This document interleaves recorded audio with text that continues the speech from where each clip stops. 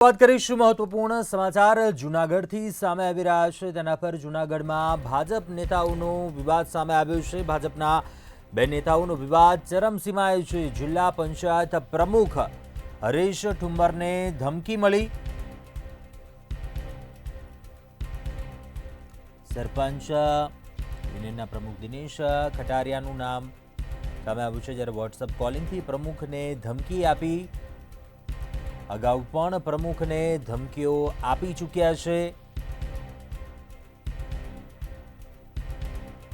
જિલ્લા પંચાયતના સભ્યોમાં મતભેદો કરાવતા હોવાની ફરિયાદ છે। વંથલીના સરપંચો દ્વારા ડીડીઓનું સન્માન કરવામાં આવ્યું હતું। સન્માન પ્રસંગે હરીશ ઠુમ્મરની શુભેચ્છા મુલાકાત લીધી હતી।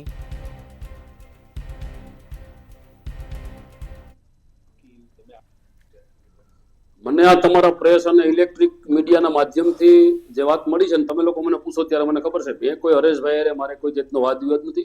મેં એને કોઈ ધમકી આપી નથી, મારે કોઈ એને ટેલિફોનિક કોઈ વાત થઈ નથી, કોઈ ચર્ચા થઈ નથી। પણ આ શા કારણે આપ્યું તો હું પણ જાણતો નથી। મારે પણ મીડિયાના માધ્યમથી મને જાણવા મળ્યું છે મારી માત્ર ને માત્ર સરપંચ યુનિયનના પ્રમુખ તરીકે જૂનાગઢ જિલ્લા વિકાસ અધિકારી છે નીતિન સાંગવાન છે। નીતિન સાંગવાનની સામે એના મનસ્વી વર્તન, જે ગામડાના વિકાસ રોધા છે, જે ખોટી રીતના સરપંચો સામેની જે વિવાદ કરે છે અને એના માટે અમે આવેદનપત્ર આપ્યું છે। એના માટે અનેક કાર્યક્રમો આપ્યા છે અને એમાં મોટા ભાગના તાલુકા પંચાયતના તમામ પ્રમુખો પણ હાજર રહ્યા હતા। જિલ્લા પંચાયતના 20 ઉપરાંતના સભ્યો હાજર રહ્યા હતા અને એને કારણે એના મનમાં કઈ લાગી એવું મારી પર ખોટા આક્ષેપ કર્યા હોય તો વાત અલગ છે।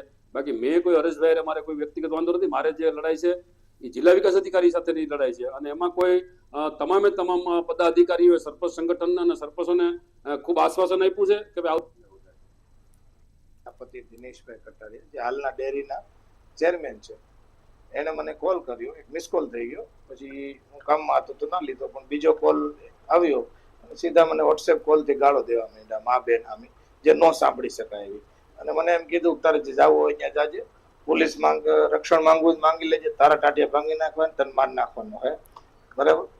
એટલે મેં કીધું દિનેશભાઈ ખોટી ગાળો દેવામાં આવું બધું સારું ન લાગે। મને કે તારે જ્યાં જવું હોય ત્યાં જાજે, તને રહેવા નથી દેવાનું, તને જાનથી મારી નાખવાનું છે અને તારા ટાટિયા વગરનું તને કરી નાખવાનું છે, એવી ધમકી મારી।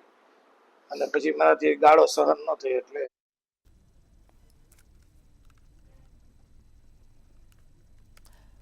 વધુ વિગતો સાથે સંવાદદાતા અમર બખાઈ ફોનલાઈન પર જોડાયા છે। અમારા ભાજપના બે નેતાઓ વચ્ચેનો આ વિવાદનો મતભેદો છેડાયો છે, શું બનાવ બન્યો હતો, શું સમગ્ર વિગતો છે આ મામલે?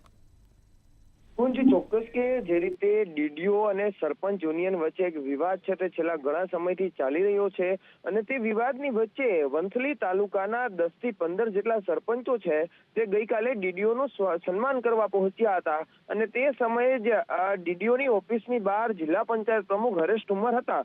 જ્યારે આ સરપંચો સન્માન કરી અને બહાર આવ્યા ત્યારે હરેશ ઠુમ્મર સાથે મળ્યા અને હરેશ ઠુમ્મર સાથે ફોટો છે તે આ સરપંચોએ પડાવ્યો હતો અને તે ફોટો વાયરલ થયો એટલે સીધું જ જે ચેરમેન છે દિનેશ કટારિયા ચાવડ ડેરીના, તે જે સરપંચ યુનિયનના જિલ્લાના પ્રમુખ છે એટલે તેમને એવું લાગ્યું કે હરેશ ઠુમ્મર છે તે સામેના એટલે કે જે વિરોધ ચાલી રહ્યો છે તેમાં નથી અને જેને લઈને આ ધમકીઓ આપી હોવાનું હાલ મનાઈ રહ્યું છે।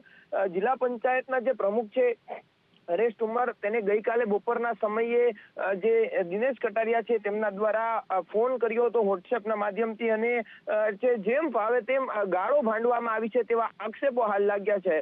હાલ આ સમગ્ર મામલાને લઈને દિનેશ કટારિયાનું નિવેદન આવ્યું છે સામે કે મારે કોઈ જ વિવાદ નથી અને મેં કોઈ આવી ધમકીઓ પણ આપી નથી, મારો વિરોધ માત્ર ને માત્ર ડીડીઓ અને અધિકારીઓ સામે છે, નહીં કે અમારા કોઈ પણ નેતાઓ સામે। પરંતુ હાલ આ બંને જે વિવાદ નેતાઓના છે તે ચરમસીમાએ પહોંચ્યા છે, જ્યારે જિલ્લા પંચાયત પ્રમુખ હાલ ગાંધીનગર છે તે મવડી મંડળને રજૂઆત કરવા જૂનાગઢથી રવાના થયા છે। જ્યારે મોટા કોઈ સમાચાર પણ મળી શકે છે અથવા તો જિલ્લા પંચાયત પ્રમુખે એવું પણ કહ્યું કે હું જ્યારથી પ્રમુખ બન્યો ત્યારથી જ આ લોકો મને હેરાન કરે છે। જ્યારે હવે જોવું રહ્યું મવડી મંડળ શું નિર્ણય લે છે આ બાબતે।